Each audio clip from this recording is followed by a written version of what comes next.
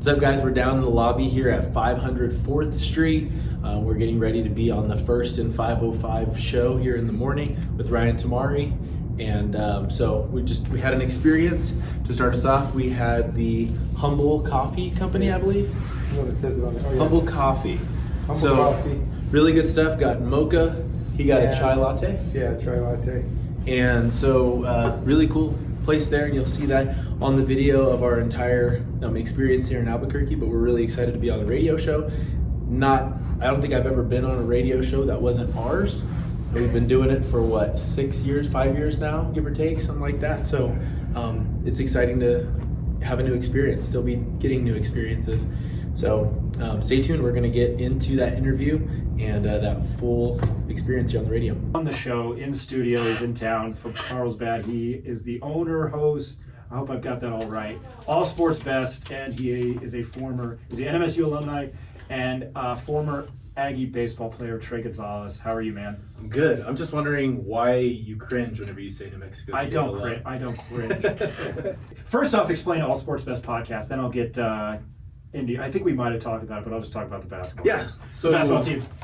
All Sports Best, we have a podcast, allsportsbest.com, and we typically just interview athletes, give them spotlight, some high school kids on their way to college athletes, some pro athletes that are in the pipeline, and guys that we've had as much as guys that have gotten to the World Series, won World Series, and are all-stars. So we've had a lot of different variations of athletes, but that's kind of what we focus on, and we have video content on all social media platforms, so go check it out. How happy are you with the I'm so excited. I'm just excited for the avalanche of all the trades and all of the signings that are going to be happening. There's endless amounts of sports news to talk about for the next month. It's funny because I was talking about it earlier on the show when you have in regards to March Madness. This week seemed just news-wise between the NFL, and I'm a big baseball guy, and my roots are Central New Jersey, and baseball is king out there. So I felt it, and I think baseball did it to themselves, Sure. and that the lockout seemed like third wheel. Do you agree? I mean, it stinks, but I just felt like it was a lot longer than it should have been, and all of the different meetings and the news that they said on those, it was like 5-minute, 10-minute, hour meetings when they could have just sat in a office and said, okay, let's figure something out. There was like 30 meetings, it felt like. So we just were sitting there waiting, and we don't really have much information, but now that it's over, it just feels like, okay, maybe they were onto something at the time. how did you start this? Especially down in Carlsbad. Yeah, so it all started because a buddy of mine told me about how big social media was and was going to be and stuff. So I was like, okay, I'll try it. I like sports. So I started that, and then another person I was introduced to said, why don't you try radio? Why don't you talk about sports? That's something that you like. So once I started radio, we moved into podcast, and then video came along, and that's something that we kind of newly began. And the card hobby has started to kind of add into this like full company. So yeah, that's kind of how it goes. You and I met about 8 months ago. Mm-hmm. And how did you find yourself into the sports trading card hobby? And what do you like collecting the most, or what is your favorite sport? My favorite sport's baseball. I think basketball is maybe a little, to me for some reason, a little more intriguing for cards. Yeah. I think it's because there's more licensed brands that you can find, and just a lot of different guys that they're just more flashy, right? Baseball is, there's a lot of guys that you can really go and find and be excited about, but basketball, there's just a lot more hype around it. There's more of a hip hop culture that does this, I don't know, this glamour, the bling, the outfits and all of that stuff. So it makes you I think that kind of attracts more collectors, at least in my opinion. With baseball, I got into it and I bought Topps 2021 Series 2, and I am a Mets fan, but I've probably told you my love for the Padres and Tony Gwynn. Tony Gwynn is my favorite player of all time. Awesome. I saw him hit a walk-off home run back in 1996. I was 7 or 8, and it was on D-Day. It was June 6th, 1996, and he never homered, but he was pushed and pulled the ball, and he hit the, just a great overall. Brilliant, overall great hitter. So I saw so many games at Qualcomm, and I fell in love with him. But I collect him, and your Aggies. You're a former athlete for MSU. I guess I probably asked you this back when we first started talking when you called in, but speak to that rivalry with UNM, and I guess I'll throw UTEP in there, but you always want to beat the Lobos. You don't have to worry about UTEP. We don't really worry about them as much. I just really enjoy it. If you've ever been to a game, it's electric every single time. I love the back and forth. This year there was a back and forth with one. I think the win happened for UNM in Las Cruces, and then in Albuquerque it was the Aggies. But I just love the fact that you can go. I mean, as much as I hate to say it, we root on the Lobos when they're not, contending against the Aggies, and it's just kind of a New Mexico thing. But as far as when those games happen in football, it's maybe not as exciting, but basketball is amazing. You are a Carlsbad High alumni then, right? I am, but neither team made it this year, or at least to the semifinals. Right. They were in the state tournament. Who did they lose to the other night? The boys lost to Volcano Vista, who looks amazing the last few games, and then the girls lost to Hobbs, who lost to Volcano Vista in the championship. State runner-up, yeah. Yeah. I was explaining how I'm a big Tony Gwynn fan, and I didn't realize that you met him. Tell me the story. I'm excited to hear this. Yeah, so we came up for the state tournament, like we talked about before, from Carlsbad, and we were gonna get some batting practice in. So we had an indoor facility that we were able to reserve, and when we went there, San Diego State was there. If you remember, he was a coach for San Diego State, hitting coach, and this guy, obviously one of the greatest hitters of all time, amazing. And I mean, his name is thrown in there with like Ted Williams. It's crazy. Absolutely. And my dad knew of him a lot more than I did. I wouldn't have been able to probably recognize him just right off the bat like he did. He's like, you need to get a picture. Okay, cool, But at the time, I was like, I'm not going up to him. So my dad did, and he said, hey, can you take a picture? And he said, yeah. So he did. And I think some of the other guys did too, but we were kind of like spearheading that whole, like, let's break the ice with Tony Gwynn. And that was pretty cool.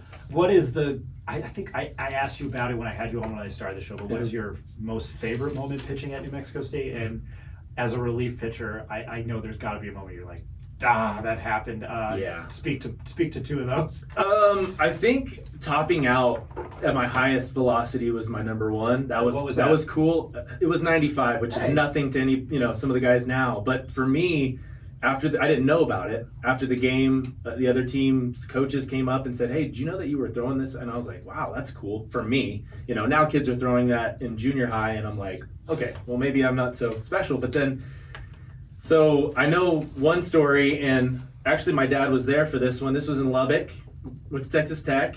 Was the closer at the time. This is my junior year, and we're up by 1 run. I faced the first batter in the 9th inning, bottom of the 9th.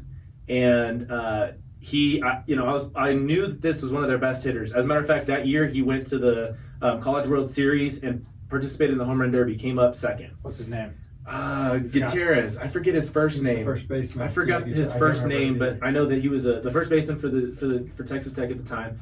And he hit a home run opposite field on me to tie up the game. I ended up pitching like 2 or 3 just 2 or 3 scoreless innings after that, but we ended up losing. And I just always and what's worse about it is that if you go on YouTube and put like Texas Tech versus New Mexico State walk-off winner, it's there. And they've got the interview, and he's over there saying, I knew that, if I didn't do it, somebody else was going to do it. And I'm sitting there like, I have nothing to say. I just got beat big time. That is rough. I am sorry to hear that. I'm bringing up bad memories. I looked it up, and Texas Tech sophomore, this is an NCAA article, Eric Gutierrez in 2014 he had 52 home runs. In the College World home run. Yeah, the home run derby. That's what he did in the World It was Series. like a record-setting amount of home runs, so it made me feel better, but it was after the season was over, so the whole time I was able to stew in that until he did that. And I'm like, well, guys, I'm kind of validated now, so he had a good year. Yeah. You're sort of in the media, and I hate using that term, but did you ever have to deal with like anybody from the Roundup or KVIA or anybody in El Paso or Albuquerque or anywhere playing?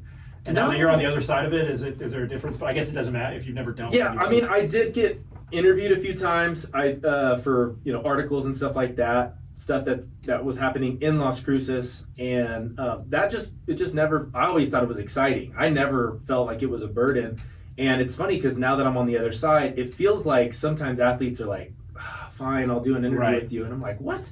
I was excited about it. But some of these guys, of course, are a lot more high profile, and they've got 20 offers in the last 2 months, and you're just number 20. So I totally understand it. Sometimes I can't understand maybe where a major leaguer comes from when they hate signing autographs and stuff like that. But, it makes you feel special. So it depends on where you're at in your career, I guess. I got to bring up Nick Gonzalez. He's an Aggie. I know you can say what you want about the Pirates, and maybe I'll plead the fifth, because when they are good, I feel like that's a ballpark I need to go to out of all that I've been to. 100%. PNC's amazing. I need to get to PNC. I guess just talked about him being, drafted in 2020 and just being an outstanding player with the Aggies.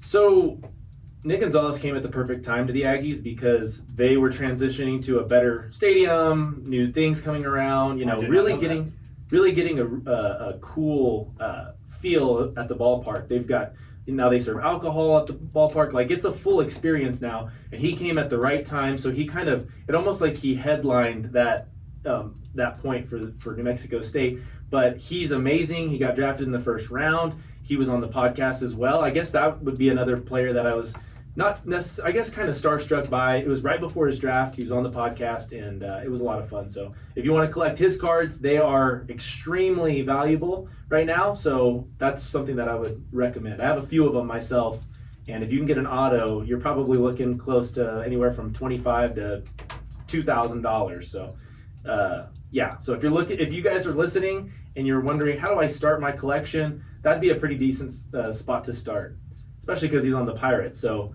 it's got a lot of upside to it. He was the collegiate baseball player magazine player of the year. Holy moly. Yeah. That is awesome, especially for New Mexico State. Joined in studio from All Sports Best Podcast, Trey Gonzalez. When we come back, he'll wrap up the show with me. I'll ask him about state basketball tournament. Very quickly, I'm up against it. You're going to be out at the pit watching basketball. Yes. I'm very excited for that. I'm very excited about it tonight. My biggest thing that I'm looking forward to tonight's the 5A Boys Championship. I might be going, so I'll probably see you there. Let's hang out. And then we've got Las Cruces with, I think, a couple of twin brothers. Yeah. One's like 7 foot, the other's like 6'9" or something like that. And then you've got Isaiah Carr. There you go. And then you've got a guy that's D1 bound. I think his name is Deuce Benjamin or William Benjamin. He's the son's his dad's head coach. Yeah. Yeah, and they are stars. Yeah, they're stars on Cruces, and then you go to Volcano Vista, and it's just this team chemistry of shooters and hard workers. So I think we've got a lot of things to look forward to tonight at 8 p.m. 8 p.m. Perfect at the pit. Trey Gonzalez, All Sports Best. I appreciate you. Mike, I appreciate you. Mike Vitale, producer, thank you so much. I appreciate all my guests today, my sponsors, Grant Harvey of Vision Mortgage, Cardboard Collectors. I am only on for an hour next week because of said second round of NCAA tournament. My name's Ryan Tomari. This is First and 505 right here on 95.9 FM, the Sports Animal.